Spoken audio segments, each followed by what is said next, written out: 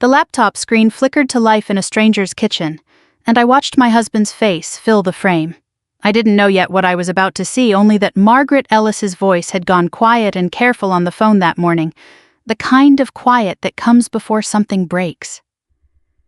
I sat down slowly, my hands cold, despite the July heat pressing against the windows.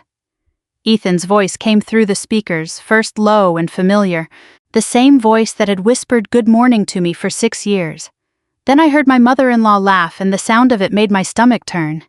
I had no idea sitting in that unfamiliar kitchen that I was about to watch my entire life get rewritten in front of me. I had been home for 11 days. 11 days since I stepped off that transport plane at Ramstein, and then again at Dulles since I felt Ethan's arms around me on the tarmac, tighter than I remembered, like he'd missed me more than words could carry. 9 months is a long deployment. Long enough that you start rationing your memories of home, just to get through the nights long enough that coming back feels like stepping into a life you have to relearn the shape of. Ethan had handled everything while I was gone. Found the house in Fairfax County 20 minutes from the base, a brick colonial with a wide front porch and a maple tree that would turn gold in October. He'd sent me photos overseas, walked me through video calls at 3 a.m. his time so I could see the kitchen, the bedroom, the little office where he said I could keep my medals and my folded flags. I remember crying at my desk in the command post, grateful in a way that felt almost embarrassing that I had a husband who took care of things. Linda, his mother, had been just as attentive. She called me twice a month while I was overseas, sent care packages with beef jerky and paperback novels, told me she was praying for me every night. When I got home, she was at the house almost daily, helping me unpack boxes, hanging curtains, telling me how proud she was of her daughter-in-law, the officer. I thought I had married into a family that loved me the way I loved them. I thought the hardest part of my life was already behind me, buried somewhere in a desert I didn't talk about. I was wrong, and I didn't know it yet, not on that ordinary Tuesday morning when my phone rang with a number I didn't recognize.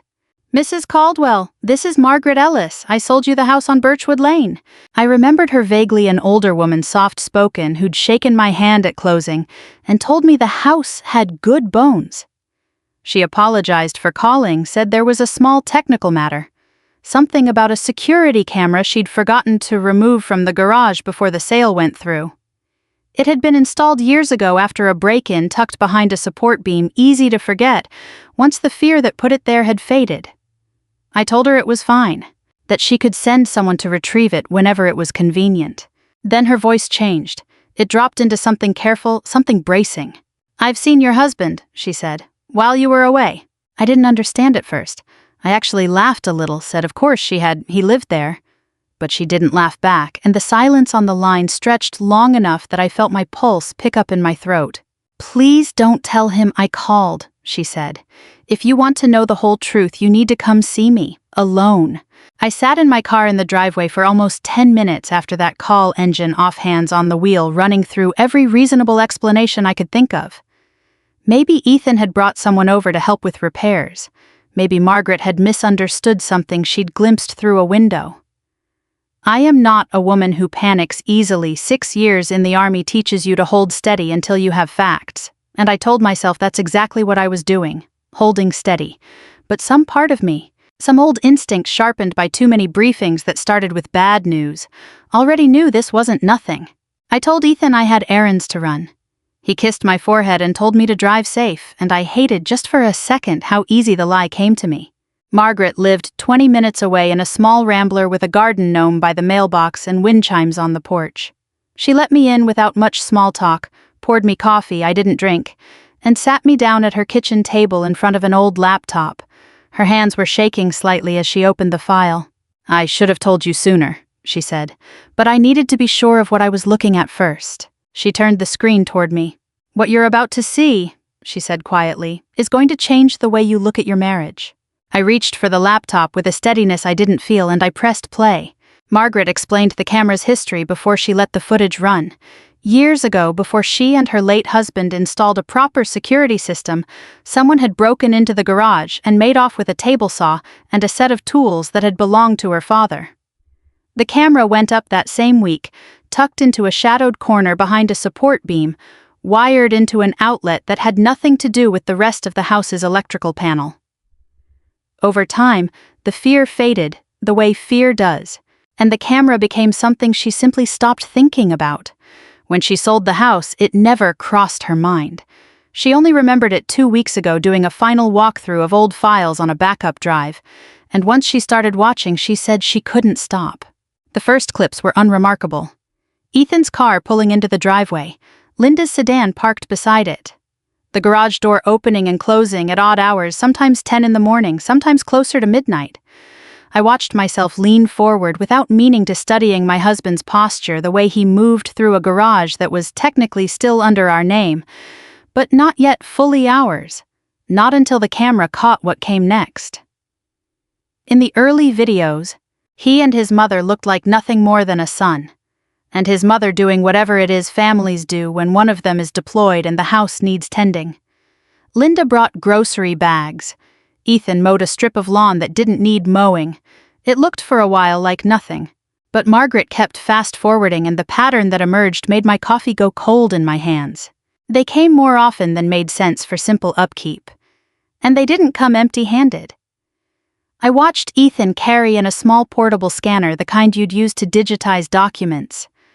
I watched Linda arrive with a locked metal box. I didn't recognize, the kind people use for important papers, deeds, passports, things you don't want lost in a fire. They spent hours in the garage. Some days the door cracked only a few inches, as if they didn't want the neighbors seeing too much light spilling out at strange hours. Then came the audio. Margaret had angled the camera years ago to catch the license plate of anyone who pulled in, and by some strange mercy of physics, it had also picked up voices near the workbench, tinny but clear enough. I heard Linda's voice first, casual, almost bored, like she was asking about the weather. "You're sure she never checks any of this?" And then Ethan, without hesitation, without even a beat of guilt in his tone. "Danielle trusts me, she always has." I didn't understand yet what this referred to. I sat very still, the way I'd been trained to sit still under fire, cataloging details instead of feeling them, because feeling them was going to cost me later, and I didn't have the luxury yet. Margaret must have seen something shift in my face, because she reached over and paused the video. "There's more," she said. "I wanted you to see this part slowly." The next clip was dated only 6 weeks earlier. Ethan stood at the workbench with a manila folder, and when he opened it, I recognized the paper inside. Even from the grainy angle, a stack of documents, each page bearing a signature that looked exactly like mine. My handwriting, my initials, the particular slant I've had since college. Except I hadn't signed anything in that garage. I hadn't been in that garage at all in the weeks those documents were dated. I was 11 time zones away, filling out equipment logs in a command tent, signing my name to entirely different paperwork under entirely different circumstances. I felt something cold settle low in my chest, the kind of cold that doesn't come from fear exactly, but from the first understanding that fear is about to be justified. I asked Margaret to replay it. I watched Ethan flip through the pages, slowly, almost admiring them, the way you'd admire a good forgery if you were the kind of person who forged things. I couldn't hear what the document said, the resolution wasn't good enough, and the angle cut off most of the text.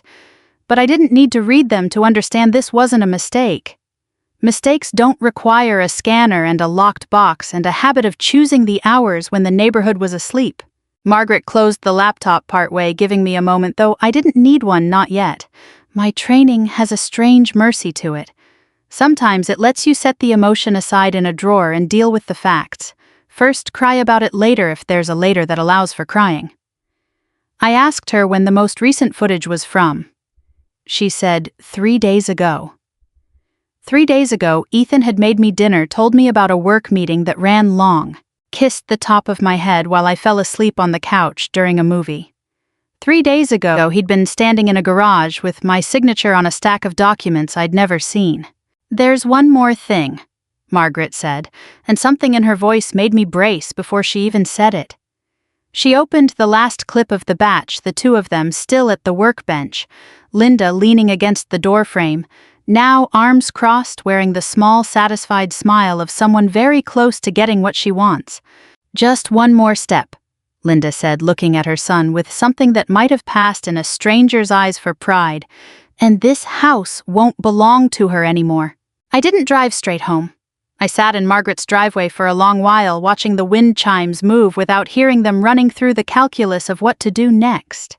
The old instincts kicked in fast, the ones the army spends years drilling into. You don't react on incomplete intelligence. Don't tip your hand before you understand the full scope of the threat. Gather everything before you move. I called a friend from my JAG rotation, a former army lawyer named Renee Ashford, who now ran her own practice in Alexandria. I told her I needed to see her that afternoon, that it couldn't wait, and something in my voice must have carried the weight of it, because she cleared her schedule without asking why. Renee's office smelled like coffee and old paper, and she listened to the whole story without interrupting, once her pen moving steadily across a legal pad. When I finished, she asked for access to my email account, my bank statements, anything electronic tied to the house or our finances. I gave her everything. What we found over the next 2 hours rearranged the last several months of my life into a shape I hadn't let myself see. During my deployment, I had signed dozens of documents electronically, routine things, or what I'd believed were routine things. Refinancing paperwork on the house, arriving in my inbox with subject lines like, "Please sign when convenient," or "Quick signature needed for the mortgage company." Requests to update the property's title management, framed as simple administrative housekeeping. A form adding a new beneficiary designation on an account I barely remembered opening, buried in a chain of forwarded messages that made it look routine, expected, harmless. Renee pulled up the metadata on each one, cross-referencing the timestamps against my deployment schedule. Every single document had landed in my inbox during a stretch of days when I was working 18-hour shifts, exhausted, half asleep, trusting that anything Ethan sent me was exactly what it claimed to be. That was the design of it. Not forgery in the crude sense he hadn't needed to fake my signature on most of these. Not when he could get the real one extracted from an exhausted woman half a world away who trusted her husband completely. He'd waited for the weeks I was least likely to read closely. He'd used language that sounded administrative boring, the kind of thing you sign without a second thought because you assume your spouse wouldn't send you anything that mattered without saying so out loud first. "This isn't carelessness," Renee said, sliding the legal pad toward me, the timeline laid out in her neat handwriting. "This took planning, months of it." I already knew that. I'd known it the moment I heard Linda's voice on that laptop asking if I ever checked. But hearing it confirmed by someone trained to look for exactly this kind of pattern made it undeniable in a different way, the way a diagnosis is different from a symptom. I drove home that evening with my face arranged into something normal. Ethan asked how my errands went, and I told him fine, told him I'd run into an old friend from the unit and lost track of time catching up.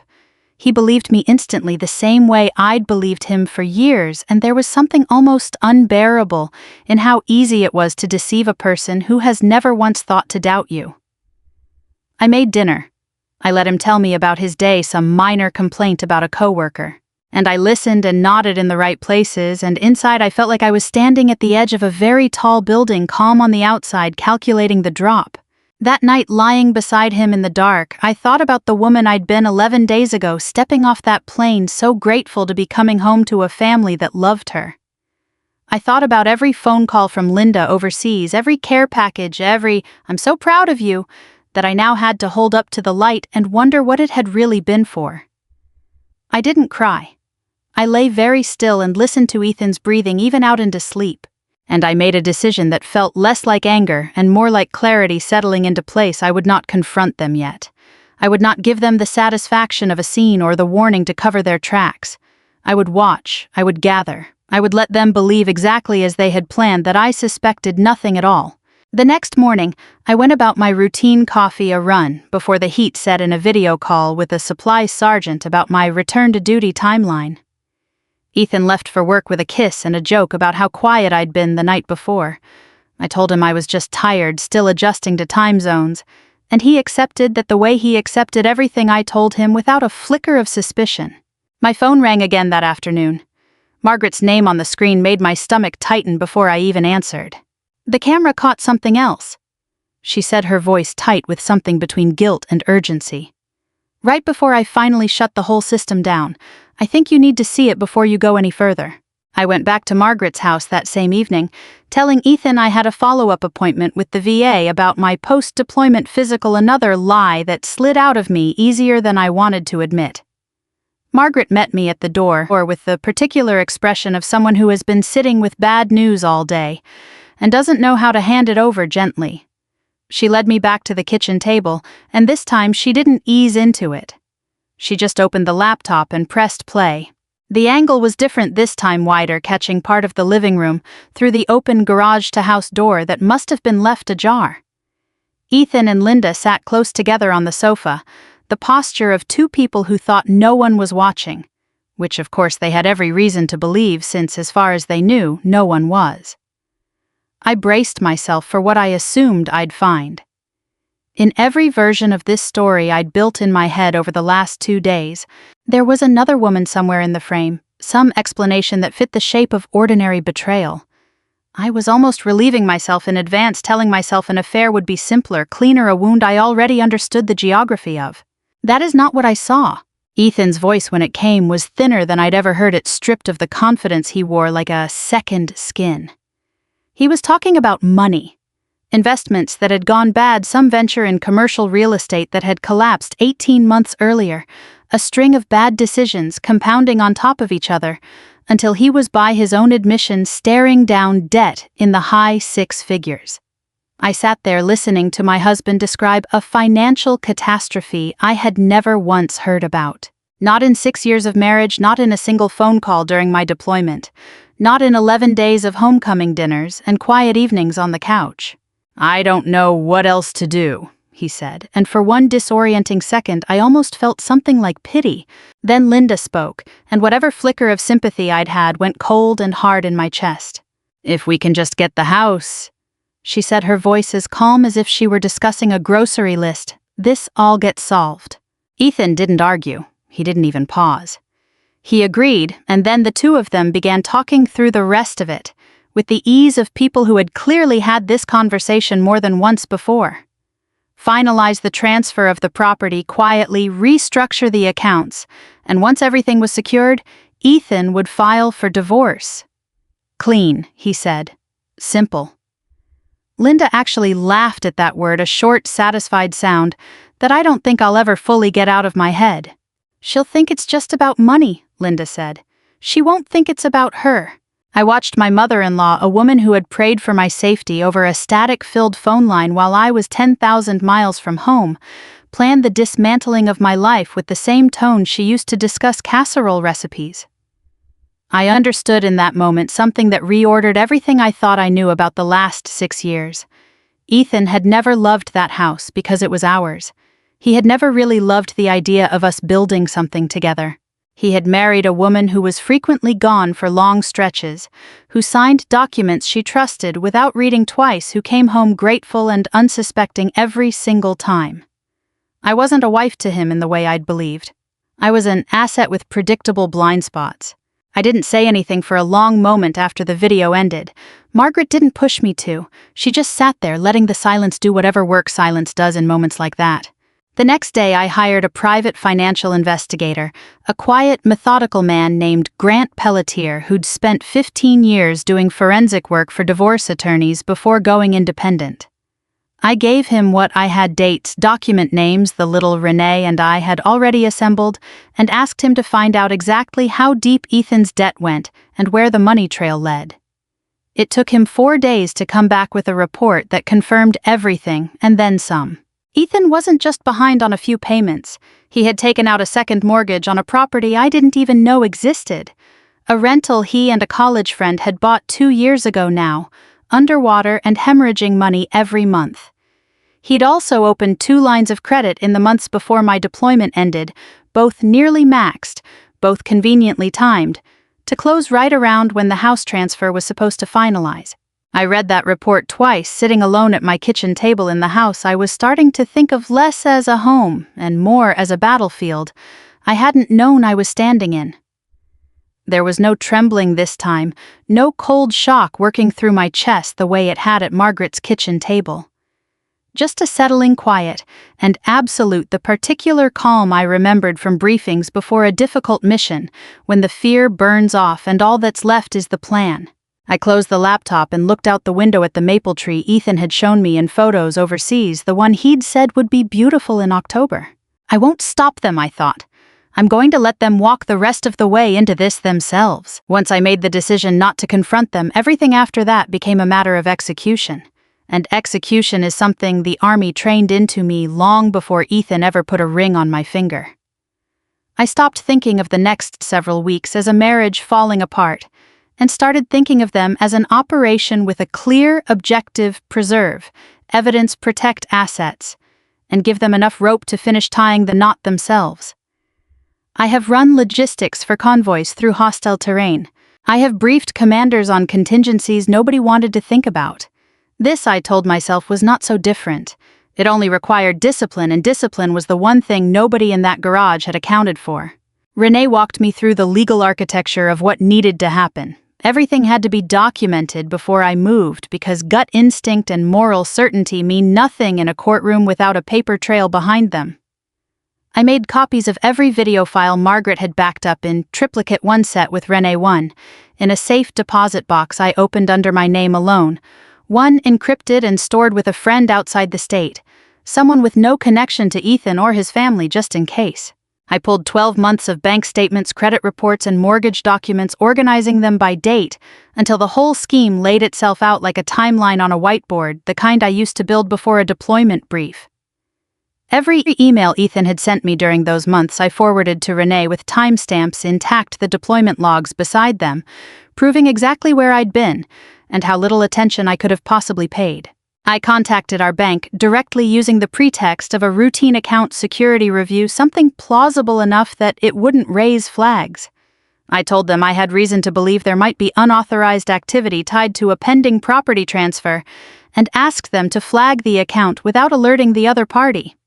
The compliance officer I spoke with, a careful woman named Patricia, didn't ask many questions. She'd clearly handled calls like this before. She told me the moment any final transfer request came through, it would be held for additional verification, no explanation required to the requesting party. That was one door quietly closed behind me, and Ethan would have no idea it had happened. At home, I kept playing the part of the wife who suspected nothing. It was without question the hardest piece of the entire operation, harder than anything I'd carried in a rucksack overseas. I sat across from Ethan at dinner and let him talk about his day. I laughed at Linda's jokes when she came by on Sundays, complimented her potato salad, hugged her goodbye at the door the way I always had. Some nights I lay awake replaying the footage in my head, Linda's voice asking if I ever checked. And I had to remind myself, breathing slow in the dark, that the version of me they believed they were dealing with was exactly the version I needed them to keep believing in a little while longer. The strange thing was watching Ethan grow more confident by the day. Whatever fear had been in his voice on that video seemed to drain out of him as the weeks passed, replaced by a kind of ease I hadn't seen in him since before my deployment. He started talking about small renovations, a new paint color for the guest room, a fence for the backyard, as if the house's future were something settled and certain. Linda got bolder too. One Sunday afternoon over coffee, she mentioned lightly, almost as a joke, that she'd always thought the kitchen could use an island once things around here settled down a bit. I smiled and said that sounded lovely. I did not tell her that every word out of her mouth was by then another line in a file that Renee was building into something airtight. I want to be honest about what that month cost me. There is a particular kind of exhaustion that comes from performing calm, while your entire understanding of your marriage disintegrates in private, from smiling at people who are actively planning your undoing. I did not have the luxury of falling apart, not yet, and there were nights I sat in my car outside the house before going in, gathering myself the way I used to gather myself, before walking into a briefing I already knew would go badly. But I also felt something else growing underneath the exhaustion, something steadier, the quiet certainty that I was not going to lose this.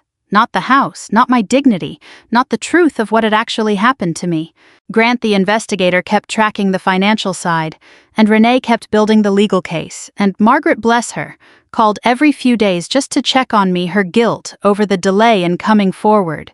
slowly giving way to something like protectiveness. Between the three of them, I had assembled a kind of quiet coalition that Ethan and Linda had no idea existed. The break came on a Friday afternoon. Patricia from the bank called Renee's office directly as we'd arranged to confirm that the final transfer paperwork had just been submitted for processing. The closing was scheduled for the following Monday morning at a title office in Fairfax, 10 o'clock sharp. Ethan had chosen the date himself, Renee told me, entirely unaware that every document he'd filed to make it happen was about to be laid out on a table in front of people who already knew exactly what he'd done. I remember standing in my kitchen when I got that call, looking out at the maple tree, its leaves just beginning to turn at the edges, though it was only August. Monday, I thought. Monday, this ends. Monday morning came in clear and bright, the kind of day that felt almost deliberately indifferent to what was about to happen inside a title office on the edge of Fairfax. I woke before my alarm the way I always do, before something important, my body falling back into old rhythms without needing to be told. Ethan was already dressed by the time I came downstairs, humming to himself as he poured coffee, looking more relaxed than I'd seen him in months. He told me he had an early meeting, something vague about paperwork, and kissed my cheek on his way out the door. I watched his car pull out of the driveway and felt nothing that resembled the woman who used to wait at that window hoping he'd turn around and wave. I had an appointment of my own that morning, one he knew nothing about. Renee picked me up at 9. In the back seat of her car sat a folder thick enough to require a rubber band, everything organized in the order we'd need it, the video files transferred to a secure drive, the financial records tabbed by date, the emails printed and highlighted, the investigator's report bound and ready. Grant met us in the parking lot outside the title office, along with Patricia from the bank, who had driven in from her branch specifically for this. Margaret arrived last, parking her old sedan carefully at the edge of the lot, her hands trembling slightly as she got out. I reached over and squeezed her arm before we walked in together. Without her, none of this would have surfaced at all. Inside, Ethan and Linda were already seated at a long conference table with the title agent, a stack of documents in front of them, both of them looking entirely at ease. I watched the moment Ethan saw me walk in behind Renee, flanked by Grant and Patricia, and I watched his face do something I will remember for the rest of my life. The slow drain of color, the specific stillness of a man realizing in real time that the story he'd been telling himself for months had just ended. "Danielle," he said, and even the way he said my name sounded like a question he already knew the answer to. "What is this?" "This," I said, taking the seat across from him with a calm I had rehearsed in my head 100 times, "is the part where I show you what I know." Renee took over from there, laying out the case with the same measured precision she'd have used in a courtroom. She placed the printed stills from Margaret's camera on the table, first dated and time-stamped, Ethan and Linda at the workbench with the scanner, the metal box, my forged signatures spread across the surface. Linda's face went rigid. Ethan reached for one of the photos as if he could make it disappear by picking it up, and Renee simply slid another one in its place. Next came the emails, cross-referenced against my deployment logs, proving beyond argument that I had been half a world away, exhausted and trusting, when each document landed in my inbox with its harmless subject line. Then, Grant's financial report laying bare the second mortgage, the maxed credit lines, the debt Ethan had never once mentioned to me in 6 years of marriage. Patricia spoke last, her voice flat and professional in a way that somehow made it land harder than anything else in the room.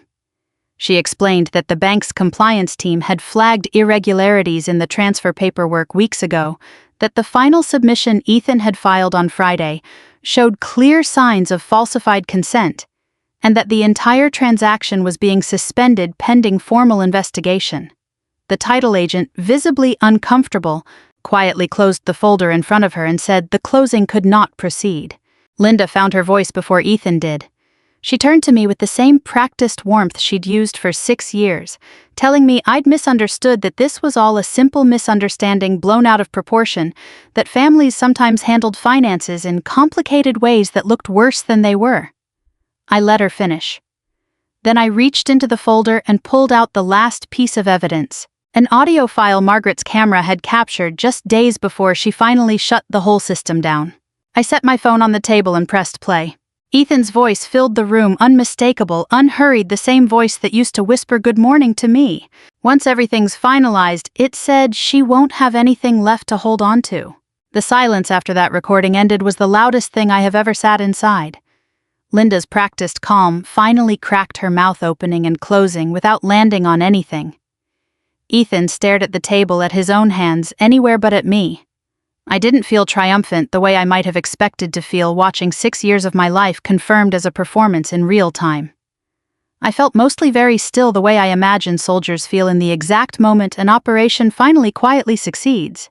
I looked at my husband across the table, at the man who had built an entire architecture of theft around my absence, who had counted on my trust the way a burglar counts on an unlocked door. "You didn't fail because I'm a military officer," I said, my voice steadier than I thought it would be. "You failed because you thought I'd never check." The weeks after that morning in the title office moved faster than I expected, though at the time each day felt like wading through something thick and slow. Renee filed everything with the bank's fraud division within 48 hours. The falsified signatures, the forged consent on the transfer documents, the pattern of timing that made clear this had never been a mistake. An investigator from the bank's legal team called me twice that first week, methodical and unhurried, asking questions I had already anticipated because Renee had walked me through exactly what to expect. Ethan was formally investigated for financial fraud tied to the property transfer, and while I won't pretend I felt nothing watching that unfold, what I felt wasn't the satisfaction I might have imagined months earlier. It was something quieter, something closer to relief. Linda's involvement came with its own reckoning, though a different shape of one. Because she wasn't on the title or the mortgage, the criminal exposure that fell on Ethan didn't extend to her in the same way, but Renee made sure the civil liability did. Linda had actively participated in planning the fraud, had appeared on camera discussing it, had helped orchestrate the timeline, meant to strip me of everything I owned. The settlement Renee negotiated on my behalf held her accountable for her share of it, and I remember the phone call where Renee told me Linda had finally signed those papers. Her voice on the other end, resigned in a way that told me everything about how thoroughly the fight had gone out of her. I filed for divorce 9 days after that morning at the title office.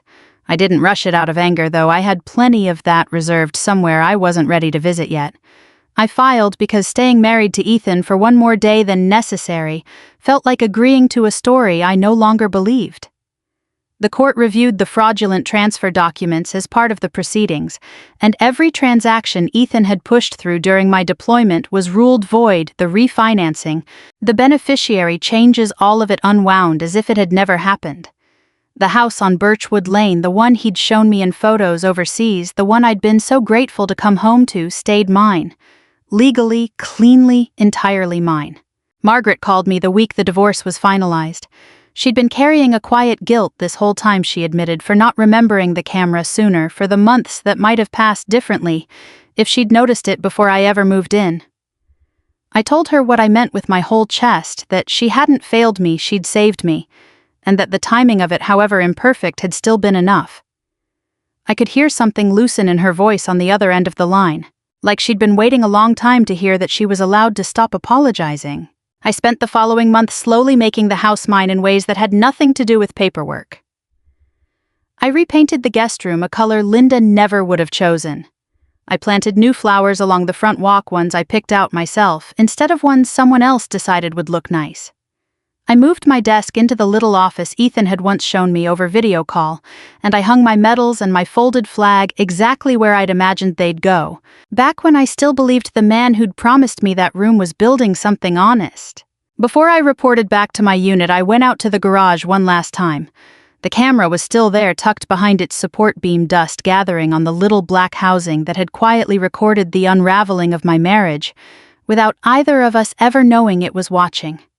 I unscrewed it carefully and held it in my palm, small and unremarkable, the kind of object you'd walk past 100 times without a second glance. It was strange holding the thing that had saved me. I didn't feel angry looking at it. I felt something closer to gratitude, the particular kind that comes from surviving something you didn't see coming. I stood in that garage a long moment, sunlight cutting through the small window near the ceiling, and I thought about everything the last several months had taught me. The battlefield trained me to face enemies standing right in front of me, uniforms, visible intentions declared.